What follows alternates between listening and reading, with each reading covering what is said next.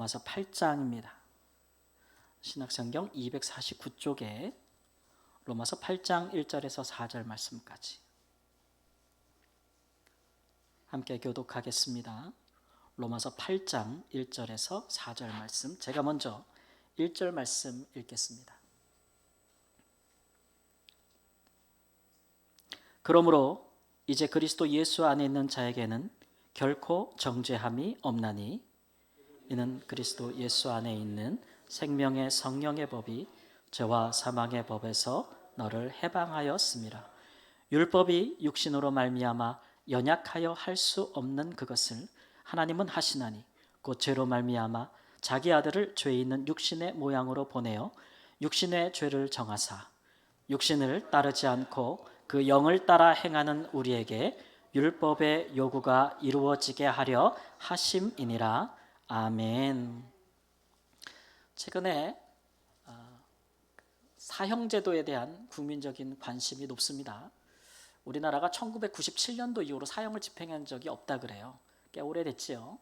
그럼에도 우리가 사형제도는 아직 남아있는데 다만 집행을 하지 않는 것인데, 최근에 정말 천인공노할 흉악한 범죄들이 증가하고 있는데, 그에 따라서 사형제도가 부활했으면 좋겠다, 집행됐으면 좋겠다는 국민들이 여론의 70%를 넘었다고 해요.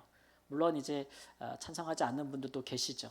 그게 과연 실효성이 있을까, 또 인권에 문제가 있지 않나, 이런 여러 문제를 제기하는 분들도 있습니다.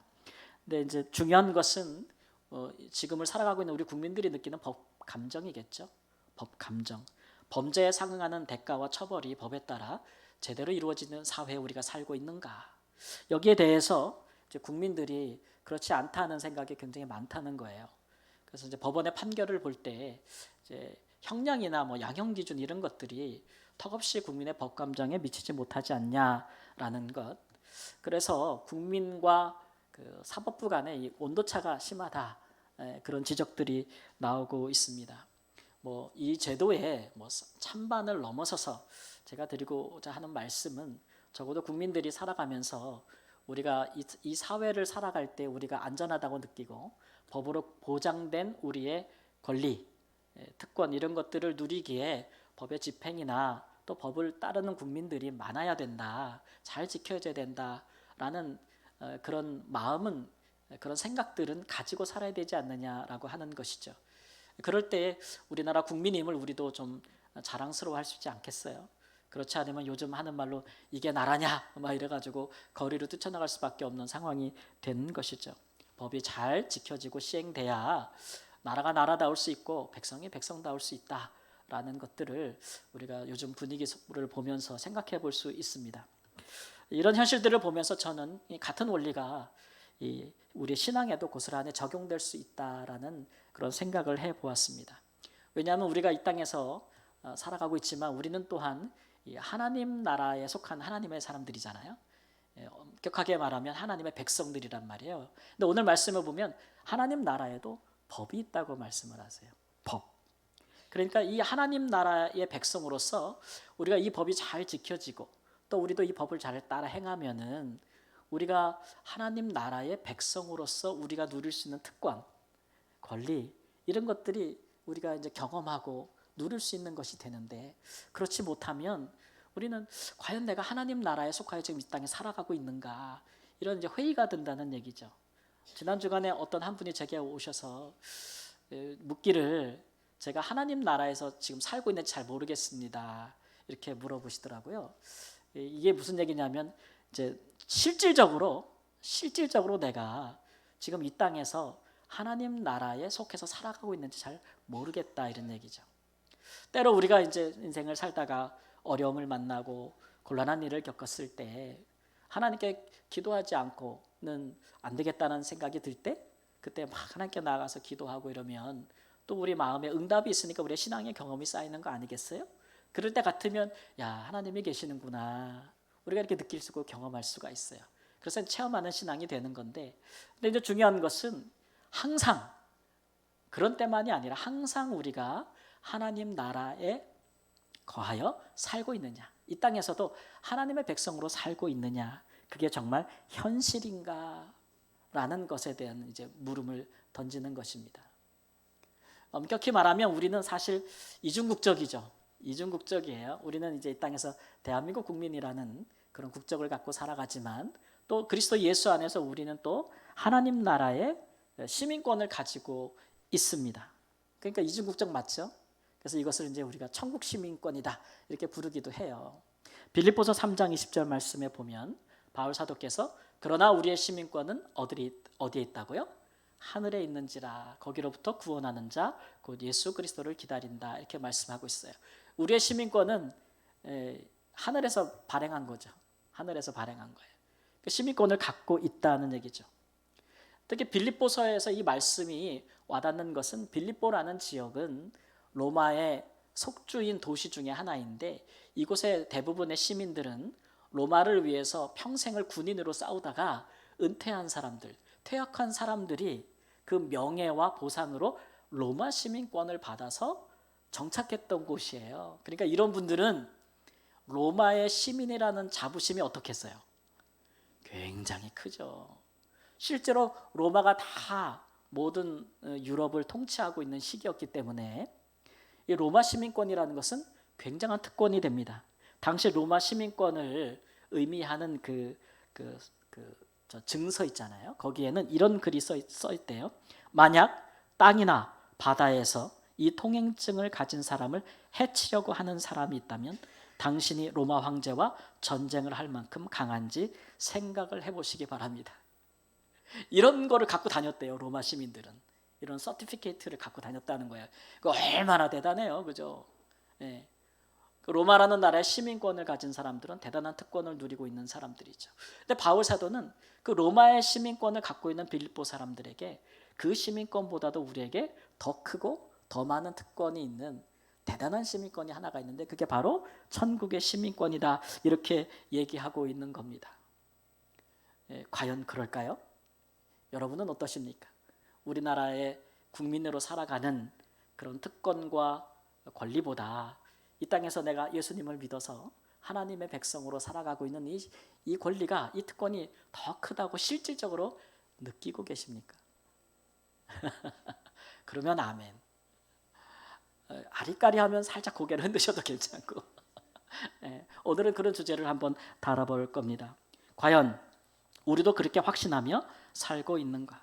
과연 하나님 나라의 백성들은 이 땅에서 어떠한 법을 지키며 살아야 하고 그 법에 따라 어떠한 특권을 누릴 수 있는지 우리가 한번 살펴보겠습니다. 우리가 이 땅에서 천국 시민으로서 지켜야 될 법과 특권은 무엇이겠습니까? 첫 번째로 우리 함께 읽겠습니다. 생명으로 인도하는 성령의 법대로 사는 것입니다.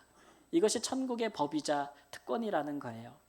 여기서 법은 성령의 뜻, 성령님을 따라 사는 게 법이고 특권은 그렇게 살 때 얻는 생명, 영원한 생명이 바로 특권이 되겠습니다. 오늘 우리가 읽은 말씀 본문에는 두 가지의 법이 거론되고 있어요. 하나는 죄와 사망의 법이라고 이야기하고 두 번째는 생명의 성령의 법이라고 말합니다. 여러분 언뜻 듣기에도 어떤 것이 더 듣기에 좋죠? 후자, 생명의 성령의 법이라는 게 훨씬 듣기 좋죠. 그래도 우리는 첫 번째 거 먼저 살펴보겠습니다. 과연 죄와 사망의 법이란 무엇인가? 단순하게 이해하면 죄로 말미암아 사망에 이르게 되는 것, 그것이 이 법의 골자라고 할 수가 있겠습니다. 무엇이 여러분 사람을 죽음에, 사망에 이르게 하겠습니까? 살다가 질병이나 아니면 사고나 아니면 노화나 혹은 재난이나 이런 거를 당하면 사람이 죽을 수 있잖아요. 죽기도 하잖아요. 그러니까 사망의 원인은 그런 것이라고 우리가 말할 수 있죠. 근데 성경은 단연코 좀 더 본질적으로 우리 모든 인간이 사망에 이르게 되는 근본적인 원인은 죄라고 하곤 합니다. 죄가 없었을 때는 우리에게 사망이 없었던 거예요. 제가 이제 선교했던 말라위라는 나라는 다른 아프리카의 많은 나라들처럼 에이즈가 굉장히 많습니다. 평균적으로 공식적인 통계만으로 40% 정도라고 하는데, 근데 이제 사람들이 이것을 걸렸다는 것을 굉장히 부끄러워하고 수치스럽게 생각하기 때문에 공개하지 않거든요. 공개적으로 이거 하는 거는 위법이 돼요. 그래서 저희가 이제 함께 일하는 동역자나 직원들을 뽑을 때도 공개적으로 병원에 가서 피 검사를 하고 오세요라고 하면 위법이에요, 위법. 그러니까 못 하는 거죠. 그래서 이제 지금 뭐 약이 발달돼서 잘 먹고 복용하면 오랜 기간 동안 생존할 수 있는 건 맞는데, 그래도 보면 그조차도 형편이 안 돼서 이 에이즈 때문에 죽음에 이르는 분들이 많거든요. 근데 대부분 죽을 때 보면은 어떤 한 가지 증상을 때문에 죽어요. 왜냐하면 이 에이즈라는 게 면역력을 떨어뜨리는 거잖아요. 그러다 보면 어떤 분은 고열로 죽기도 하고, 어떤 분은 계속 설사를 하다 죽기도 하고, 어떤 분은 빼짝 말라서 영양 부족으로 죽기도 하고, 어떤 분들은 또 혈액이 부족하다고, 그래서 이제 피가 모자라 수혈이 안 돼서 죽기도 하고, 이렇게 이제 진단이 내려지는 거예요. 그럼 사람들은 어느 날 갑자기 부모를 잃고 형제를 잃었는데 우리가 가서 아니 왜 돌아가셨어요? 라고 물으면 절대 에이즈라고 대답을 안 합니다. 뭐라고 대답할까요? 설사를 너무 하다가 배가 너무 아프다가 죽었어요. 너무 고열이 나서 열에 시달리다 죽었어요. 이런 식으로 얘기를 하죠. 제가 그런 걸 경험하면서 신앙적으로 생각하면서 참 똑같다 그런 생각을 했어요. 성경은, 하나님은 우리에게 모든 인간이 이르는 죽음이라는 것은 결국 근본적으로 죄로 인하여 오는 것이다 라고 말하는데, 우리 인간은 그렇게 말하지 않죠. 이것 때문에 저것 때문에 우리가 죽는다 이렇게 말하는 거잖아요. 똑같다는 생각이 들었어요. 고린도전서 15장 55절에서 56절 말씀 보면, 사망아 너의 승리가 어디 있느냐, 사망이 쏘는 것은 죄다 라고 이렇게 얘기하고 있어요. 사망이 쏘는 것은 죄다. 여기 쏜다라는 얘기는 독침을 얘기하는 거예요. 독이 묻어있는 침. 그러니까 이 독이 묻어있는 침이 바로 뭐냐 그러면 이 구절에서 보면 죄예요. 죄라는 것이 독침과 같아서 탁 쏘면 그 다음에 어떻게 된다고요? 죽는 거는 시간 문제죠. 독침이니까 죽는 것은 시간 문제예요. 이 죄라는 것이 바로 모든 인간을 쏘기 때문에 인간이 사망에 이르게 된다는 것이죠. 그렇게 되면 죽음에 이르는 과정이 있잖아요. 그럴 때 보면은 바울 사도가 로마서 7장에 여러 가지 표현으로 다양하게 그것을 이야기하는데, 이 죄라는 것이 한 번 인간에게 들어오면 그 죄라는 것이 인간 속에 죄가 산다, 이런 표현을 써요. 로마서 7장에. 또는 이런 표현도 써요. 우리가 선을 행하기를 원하지만 내가 원하지도 않는 악을 행하기도 한다. 이게 바로 죄 때문에 그러는 거예요. 그리고 죄가 나를 사로잡는다 이런 얘기도 해요. 그래서 내 몸을 죄의 도구로 쓴다. 죄의 도구로 쓴다. 이 얘기는, 사로잡는다는 얘기는 마치 노예를 얘기하는 거죠. 종처럼 쓴다는. 그래서 나는 곤고한 사람이다. 여기 나는 바울 사도 자신을 가리키는 게 아니고 죄로 말미암아 사망으로 이르게 되는 사람을 인칭하는 거예요. 나는 곤고한 사람이다 이렇게 얘기하는데, 이 곤고하다라는 말은 마치 배가 난파된 상황을 가리키는 거예요. 나는 난파당한 배와 같다 이렇게 탄식하는 거죠. 이 사망의 몸에서 누가 나를 건져내랴. 사망의 몸, 이제 죽을 수밖에 없는 몸을 우리가 갖고 있잖아요. 그 몸에서 누가 나를 건져내랴. 내가 죄의 법을 섬긴다. 마음으로는 하나님의 법을 섬기는데 몸으로는 죄의 법을 섬긴다. 이렇게 이제 탄식하는 모습을 볼 수 있어요. 그러니까 죄에 머물러 있는 사람은, 죄의 문제를 해결하지 못하는 사람은 이미 죽어 있는 사람과 다름이 없다, 이런 말씀을 하는 거죠. 이런 하나님의 말씀, 성경의 증거에 대해서 아니다 라고 말할 수 있는 사람은, 성경의 증거에 따르면 나는 안 죽어 라고 말할 수 있는 사람이에요. 그걸 입증할 수 있는 사람. 나는 안 죽어, 나는 영원히 살 거야 라고 말할 수 있는 사람은 이 성경에 대해서 반대할 수 있겠죠. 그러나 모든 인간은 죽음에 이른다는 것을 우리는 잘 알고 있습니다. 이게 죄와 사망의 법이에요. 근데 또 하나의 법이 있는데 뭐라 그래요? 생명의, 성령의 법이다. 여기 성령은 죄와 반대말이고 생명은 사망에 대조되는 언어죠, 용어죠. 그러니까 정리하면 성령으로 말미암아 생명에 이르는 법이 또 있다. 법. 하나님의 나라에는 이런 법, 하나님의 백성들에게는 이 법이 적용되어진다 이런 얘기예요. 예수님께서도 요한복음 5장 24절에 이런 말씀했습니다. 내가 진실로 진실로 너희에게 이르노니 내 말을 듣고 또 나 보내시는 이를 믿는 자는 영생을 얻었고 심판에 이르지 아니하느니. 나머지 부분 함께 있습니다. 사망에서 생명으로 옮겼느니라. 예수님이 예수님의 말씀을 듣고 믿고 하나님을 믿는 사람들은 옮겼어요. 죄와 사망의 법에서 통치를 받는 나라에서 생명의 성령의 법으로 질서가 통치가 이루어지는 나라로 옮겼다는 거예요. 그러니까 우리를 주관하는 법이 어떻게 됐어요? 달라졌죠. 달라졌죠. 우리는 어떤 법 아래 있는 사람들이에요? 성령으로 말미암아 생명에 이르게 되는 법 안에서 사는 사람들로 옮겨졌다 이거예요. 여기서 굳이 법이라는 표현을 쓰고 있는 것은 이게 로마서인데 로마 사람들이 유명한 게 뭐예요? 로마가 전 세계에 남긴 유산 중에 하나가 뭐예요? 법이에요. 법. 로마법. 법. 이 법 정신이 굉장히 강한 사람들이기 때문에 바울 사도가 복음을 이렇게 표현하고 있는 거죠. 그러니까 우리가 하나님 나라의 법을 잘 지켜야 그때야 비로소 야 내가 하나님 나라에 살고 있구나 이런 생각을 가지게 된다는 거예요. 그 법이 뭐예요? 성령님을 따라 사는 것이다. 성령님을 따라 사는 것이다. 여러분 우리가 우리나라에서 살다가 타국에 가면 뭐든지 처음부터 새로 배워야 됩니다. 한국에서 살던 거 한국 법을 따르던 거 고집해서 외국 가서 하면은 잘 살 수가 없어요. 그렇죠? 타국에서 살아본 경험이 있는 분이라면 아마 아실 거예요. 제 여권을 보면은 저는 많은 출입국 나라들의 도장이 찍혀 있어요. 근데 대부분 제가 찍혀있는 도장들은 다 후진국 여기 흔히 말하는 후진국의 도장들이에요. 뭐 이렇게 그 아프리카 여러 나라들 이런 나라들 도장이 막 찍혀 있으니까 제가 가끔 선교 보고를 할 때나 이렇게 다른 나라로 갈 때 선교사로 있을 때는 꼭 이제 미국이나 뭐 유럽의 다른 나라로 이렇게 선교하러 갈 때 몇 개월씩 갈 때 꼭 입국할 때 저는 꼭 붙잡혀요. 제 여권을 보면은 뭐라고 그 흔히 말하는 아프리카 여러 위험한 나라의 도장이 찍혀 있어가지고 테러리스트로 의심을 받습니다.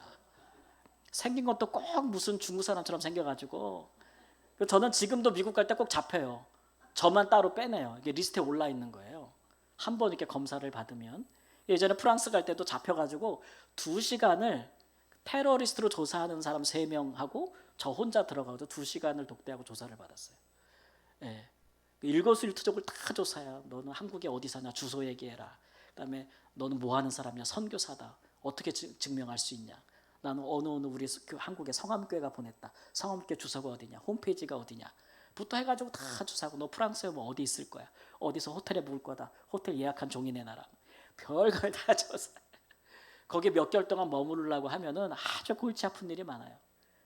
어려워요. 은행 계좌 하나 여는 것도 너무 어렵고 집 하나 계약하는 것도 너무 어려워서 한국하고 너무 다르더라고요.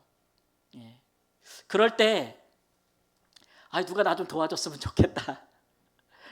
그런 생각 들 때가 있어요. 누가 좀 도와주면 이거 잘 좀 배워갈 수 있을 텐데 잘 적응할 수 있을 텐데 그런 생각이 들 수 있거든요.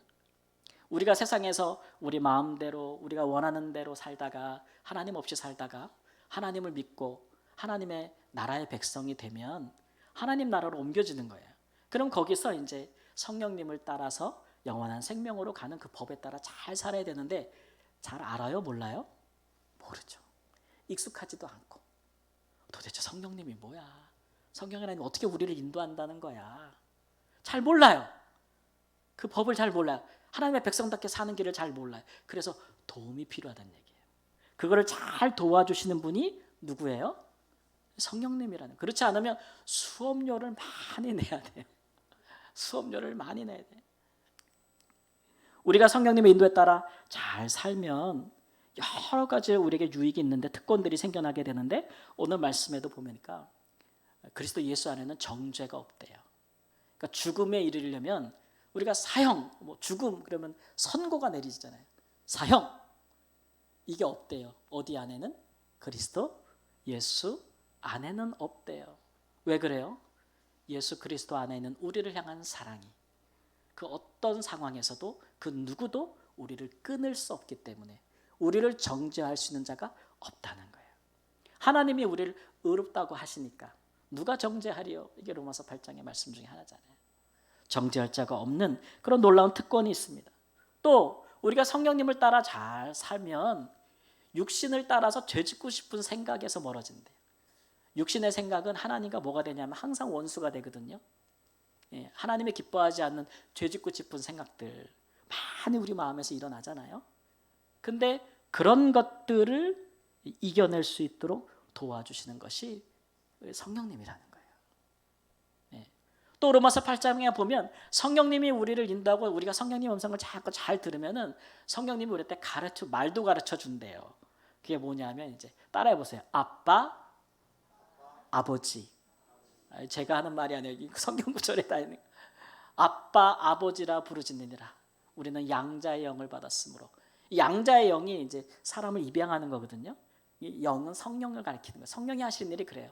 우리가 원래 하나님의 아들이나 자녀가 아닌데 입양하는 거예요. 예수님으로 말미암아 성령께서 우리 하나님의 자녀들을 입양하면서 우리에게 가르쳐 주시는 게 뭐냐면 하나님을 향해서 아버지가 바뀐 거예요 지금. 근데 우리가 갑자기 아버지 바뀐다고 아버지라고 부를 수 있나요? 안 되잖아요. 어색하잖아요. 근데 성령님이 가르쳐 주는 거예요. 하나님을 향해서 아빠라고 불러봐라, 아버지라고 불러라. 자꾸 가르쳐 주셔서 이제 나중에 우리가 하나님을 향해서 기도할 때나 찬송할 때 또는 우리가 살아가면서 아버지, 아빠, 하나님 아버지라고 부를 수 있는 거, 거기에 거부감을 느끼지 못하는 거, 그 누구의 인도하심이에요? 성령님의 사역이에요. 성령님의. 뭐 이렇게 부엌에서 일하시다 뜨거운 것만 주면 주여 아버지 이러는 거, 그것도 그럴 수 있어요. 그게 그냥 되는 게 아니잖아요. 그런 일을 잘 하도록 도와주시는 분, 인생의 어려운 일을 당할 때 도와주시는 분, 그분이 성령님이신데, 그래서 성령님이 이런 일을 하기 때문에 요한복음에서는 성령님의 이름이 달리 불러요. 뭐라고 부르냐면 보혜사라고 불러요. 보혜사. 보혜사라는 것은 선생님이란 뜻도 있고 변호사란 뜻도 있고 인도자란 뜻도 있고 많아요. 그분이 우리를 위해 행하시는 일들이 아주 많기 때문에 그런 거죠. 그러면 우리가 성령님을 따라 사는 것이 하나님 나라의 법인데 어떻게 성령님을 따라 사느냔 말이에요. 그분은 우리 눈에 보이는 분도 아니고 우리가 만질 수 있는 분도 아니잖아요. 성경 말씀에 보면 성령님은 충분히 역사하시고 세상 가운데 일하고 계시는데 마치 그분의 일하심이 표현하기를 바람 같다 그랬어요. 바람 같다. 예수님이 하신 말씀인데 바람 같다는 얘기는 무슨 말일까요? 도대체 성령님이 어디서부터 일을 하시면서 어디까지 어떻게 일하시는지 알 수 있어요? 없어요? 눈에 보여 안 보여? 안 보여요. 느낄 수는 있어요. 네. 성령님은 영이시네. 하나님의 영이시니까 그렇게 일하신다. 또 성령님을 불이라고 말한 것도 있어요. 불이라고. 그건 무슨 의미일까요? 뜨거운 불이라고 말씀하시는 이유는 성령님이 각 사람 가운데 임할 때 뜨겁게 임하시고 하나님께서 그 믿는 자들에게 하나님의 귀한 은사들을 주실 때 쓰는 표현들이에요. 하나님의 선물들을 주실 때, 은사들을 주실 때 쓰는 표현이기도 해요. 또 성령님을 예수님께서는 물 같다고 말씀하신 적도 있어요. 메마른 우리의 심령 가운데 우리의 갈증, 육체의 갈증을 해갈해 주는 물, 또는 더러운 것을 씻어 맑히는 것처럼 우리를 깨끗하게 하시고 우리를 거룩하게 하시고 정결하게 하시는 것도 성령님이 하시는 사역 중에 하나다 이거죠. 이런 성령 하나님을 우리가 어떻게 따라갈 수 있냐고요. 물어보신다면 예수님이나 성경이 우리에게 주시는 길은 하나밖에 없습니다. 기도예요, 기도. 왜냐하면 성령은 영이시기 때문에 우리가 기도할 때 영이나 마음으로 기도하잖아요. 성령님을 우리가 구하고 그의 인도하심을 간구한 것밖에는 성령님과 가까워질 수 있는 방법이 없어요. 그러니까 내가 기도 안 한다, 나는 기도할 필요가 없다, 그러니까 기도하기를 게으르다 이런 얘기는 나는 하나님 나라의 백성으로는 굳이 살지는 않겠다 이런 얘기예요. 수업료 많이 내죠. 살면서 이런 분들은 수업료를 많이 내요. 천국 백성으로서의 특권을 포기하겠다 이런 표현이기도 해요. 기도가 그래서 중요해요. 기도 우리가 많은 것으로 하나님께 기도할 수 있지만 제일 중요한 기도의 제목이 뭐예요? 성령님을 구하는 거예요. 우리가 하나님의 백성대로 살고 싶으면 살고 싶은 대로 우리가 느끼는 것은 뭐냐면 야, 이건 내 힘으로 잘 안 되네. 내 힘으로는 용서가 잘 안 되는구나. 내 힘으로는 사랑할 게 힘들구나. 내 힘으로는, 내 성격으로는, 내 인품으로는 정말 이웃을 사랑할 수가 없구나. 그런 한계에 자꾸 부딪힌단 말이에요. 우리가 복음으로 살려고 하면 할수록. 그럴 때 우리 자신에 대해서 너무 실망하고 그런 것만큼 우리가 우리 하나님을 의지하게 되죠. 그래서 기도할 때 성령님 나를 도와주세요. 사랑할 수 있도록, 복음을 따라 살 수 있도록, 내가 예수님처럼 생명을 구원할 수 있도록, 어려운 이웃에게 도와줄 수 있도록 그렇게 기도하는 거예요. 그러면 내 힘과 의지로 안 되던 것이 하나님께 성령께서 오시면 감동하셔서 없는 사랑도 부어주시고 없었던 긍휼히 여기는 마음도 우리 가운데 넣어주시고 예수님의 인격 안에 있었던 많은 성령의 열매들, 사랑과 희락과 화평과 오래 참음과 자비와 양성과 충성과 온유와 절제라는 이 좋은 인격의 열매들을 우리 안에 맺게 해주시는 거예요. 그래서 우리가 기도하는 거잖아요. 그러니까 꼭 하나님 앞에 기도하는 시간을 가지세요. 제가 뭐 매일같이 교회 오란, 예배당에 와서 기도하라는 말씀 드리는 거 아니에요. 적어도 내 삶에서 하루를 시작할 때나 하루를 마감할 때든지 언제든지 우리 예수님의 권고처럼 골방기도. 무슨 기도요? 골방기도 하라 그랬어요. 이게 무슨 얘기예요? 장소의 의미도 있겠지만 더 중요한 것은 은밀한 중에 보시는 하나님께 기도하라는 거예요. 다른 사람 생각하지 말고 은밀한 중에 너만 보시는 하나님 앞에 기도하는 시간을 가지라 이거예요. 그렇게 가질 때 우리가 성령님의 인도하심을 받을 수 있고 그게 하나님 나라의 법대로 사는 첫걸음이에요. 첫걸음. 그러니까 우리가 하나님을 기도하지 못하면, 성령을 구할 수 있는 기도를 하지 못하면 아직 걸음마 시작 못한 거예요. 하나님의 백성답게 시민으로 사는 걸음마를 하지 못한 거예요. 그러니까 여러분 꼭 기도하셔서 성령님을 따라 사시길 바랍니다. 식기도만 하지 마시고, 요즘 얼마나 그냥 급한지 식기도 하게 되면 그냥 눈을 감음과 동시에 숟가락을 같이 들잖아요. 감사합니다 이러고 같이 먹기. 네. 여러분 하나님 나라의 시민으로서의 특권을 포기하지 마십시오. 우리는 세상에 속하였으나 또한 세상에 속하지 않은 사람들입니다. 우리는 하나님 나라의 시민입니다. 기도함으로 성령님의 인도하심을 받아서 어떻게 살아야 할지를 좀 배우시고 생명에 이르는 특권을 누리시기를 우리 주 예수님의 이름으로 축원합니다. 두 번째로, 그러면 무엇이 우리 천국 시민으로서 지켜야 할 법과 특권이 되겠습니까? 두 번째로 함께 읽습니다. 자유하게 하는 사랑의 법대로 사는 것입니다. 여기 법은 사랑이고 그 법을 잘 지키면 특권은 자유케 되는 것이라 이렇게 말씀하고 있어요. 사랑의 법, 좀 어색하시죠? 근데 성경은 사랑도 법이라고 이야기를 합니다. 오늘 말씀에 보면은 성령을 따라 행하면 율법의 요구가 이루어진다 그랬어요. 율법의 요구. 율법의 요구는 구약 성경에 나오는 많은 법과 계명을 얘기하는 것인데 그것이 우리에게 요구하는 것이 있다 이런 말이죠. 이 요구라는 말의 어원을 살펴보면, 의미를 살펴보면 그 요약이라는 말도 쓸 수 있어요. 율법의 요약. 율법의 요약이 뭐냐? 혹은 그 공식적인 명령. 율법이 우리에게 공식적으로 명령하는 게 뭐냐? 이런 것으로 뜰 수 있는데, 예수님께서 마태복음 22장 37절 40절 말씀에 우리가 잘 아는 말씀으로 율법의 요구를 요약하셨습니다. 함께 읽습니다. 예수께서 이르시되 내 마음을 다하고 목숨을 다하고 뜻을 다하여 주 너희 하나님을 사랑하라 하셨으니 이것이 크고 첫째 되는 계명이요 둘째는 그와 같으니 내 이웃을 내 자신과 같이 사랑하라 하셨으니 이 두 계명이 온 율법과 성지자의 강령이니라. 강령이라는 말도 마찬가지죠. 온 율법의 요구가 결국 뭐냐면 사랑하라는 거죠. 사랑하라. 이게 하나님 나라의 시민들에게 있어서 법이라는 거예요. 사랑. 누구를 사랑하래요? 하나님 사랑. 그 다음에 이웃을 사랑인데 어떻게 사랑해요? 내 몸같이니까 우리도 사랑해야 돼야 사랑하지 말아야 돼. 우리도 사랑해야 돼. 그러니까 사랑의 대상에 요 보면 두 가지인데 자세히 보면 세 가지. 하나님 사랑. 그리고 우리 자기 자신도 사랑해야죠. 그렇지 않고 다른 사람을 내 몸처럼 사랑할 수가 없는 거예요. 내처럼. 그 다음에 이웃을 사랑하라. 이렇게 말씀하시는 거죠. 여러분 이런 사랑은 아무나 하는 게 아닙니다. 사랑은 아무나 하는 게 아니죠. 특별히 하나님 사랑을 아무나 할 수 있나요? 여러분 길거리에 가서 하나님을 알지 못하고 믿지 아니하는 자들에게 하나님 사랑하세요 그러면 어떻게 되겠어요? 하나님 사랑은 아무나 할 수 있는 게 아니죠. 이런 사랑에 대해서 야고보 사도는 이 사랑이 최고의 법이라고 야고보서 2장에 말씀하고 있어요. 사랑을 왜 굳이 법이라는 말로 표현할까요? 법. 야고보 사도가 쓴 그 야고보서는 유대인들에게 쓴 건데 유대인들도 로마인들처럼 굉장히 중요시하는 게 법이잖아요. 법 잘 지켜야 된다 이런 얘기죠. 강조하기 위한 거. 여러분 법을 잘 지키려면 뭐가 필요해요? 법을 잘 지켜야 되겠다는 정신이 필요해요. 그게 뭐냐면 준법 정신이라 그러잖아요.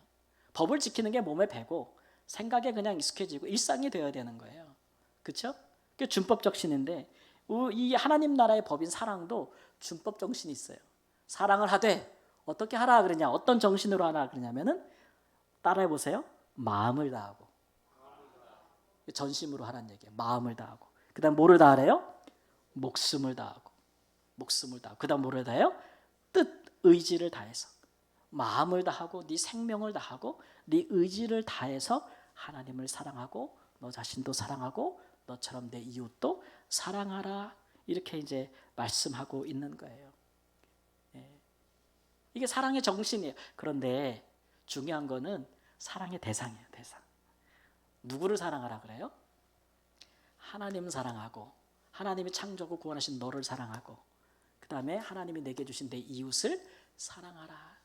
사랑의 대상인데 우리가 살다 보면 사랑의 대상을 휙휙 바꿔버리는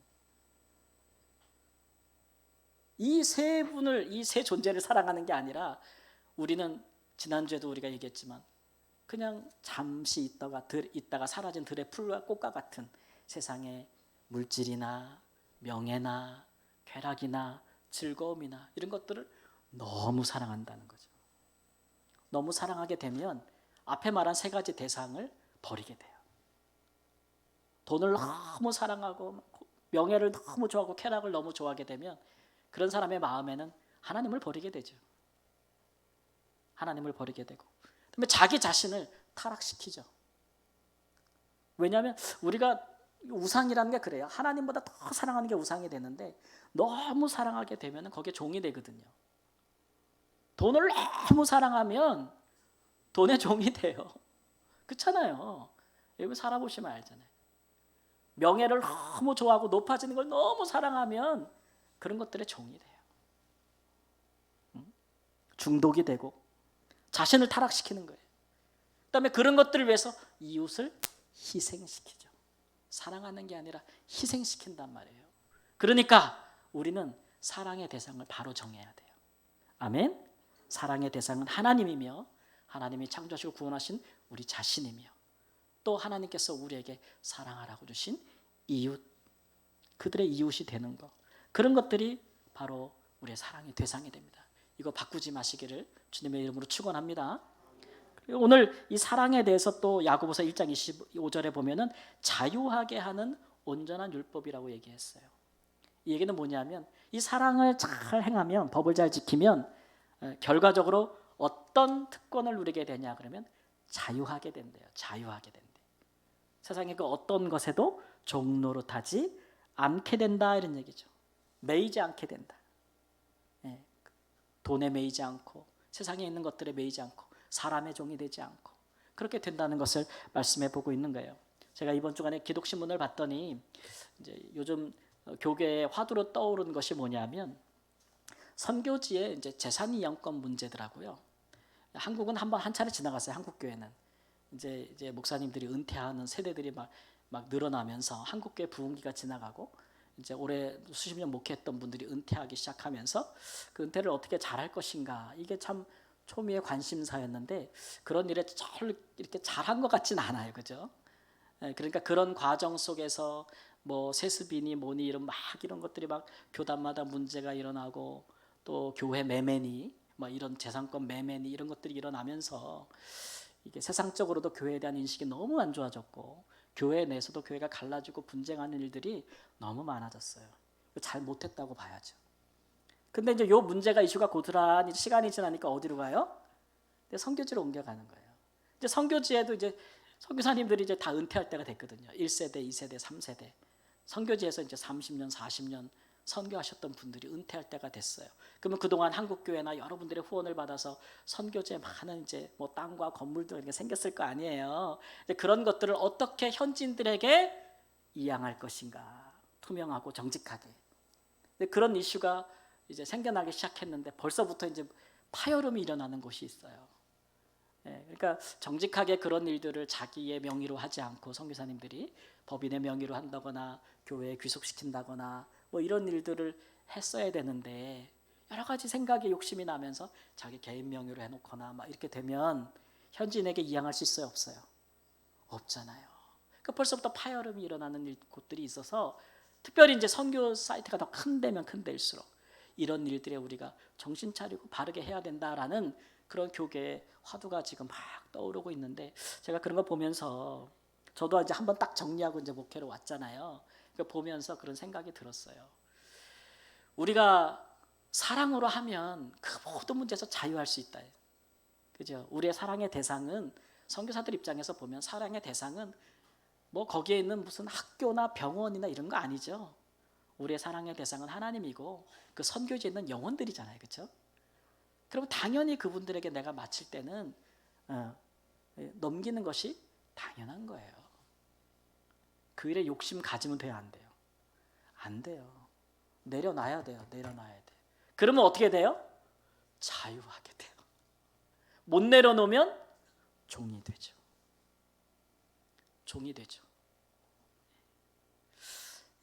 여기에 달려있다. 누구를 사랑하느냐에 달려있다. 이런 생각이 듭니다. 여러분, 우리가 살면서 하나님이 우리를 모든 것에서 자유케 하시고 우리를 종에서부터 자유케 하셨는데 우리가 다시 종으로 매이는 거 하나님이 기뻐하지 않잖아요. 물질명예 쾌락 그 어떤 것도 우리에게 종로로 담으면 안 됩니다. 예수님으로 말미암아 우리가 자유케 되었는데 다시 돌아가지 마시기 바랍니다. 성경이 우리에게 주는 방법은 하나님 그리고 우리 자신 이웃을 사랑하면 전심으로 사랑하면 또 생명을 다해서 사랑하면 뜻을 다해서 사랑하면 그런 모든 것에 얽매이지 않고 자유하게 되는 특권을 누리게 될 줄 믿습니다. 사랑하는 성도 여러분, 우리는 성령으로 말미암아 생명에 이르고 사랑으로 말미암아 자유에 이르는 법의 통치를 받는 하나님 나라의 시민들입니다. 이것은 결코 우리가 포기할 수 없는 이 땅에서조차 포기할 수 없는 천국 시민의 특권입니다. 받아 누리고 실천해서 얻는 복된 삶을 사시기를 우리 주 예수님의 이름으로 축원합니다. 아멘. 우리 함께 결단의 기도를 한번 드릴까요? 오늘 하나님께서 우리에게 예배 중에 주신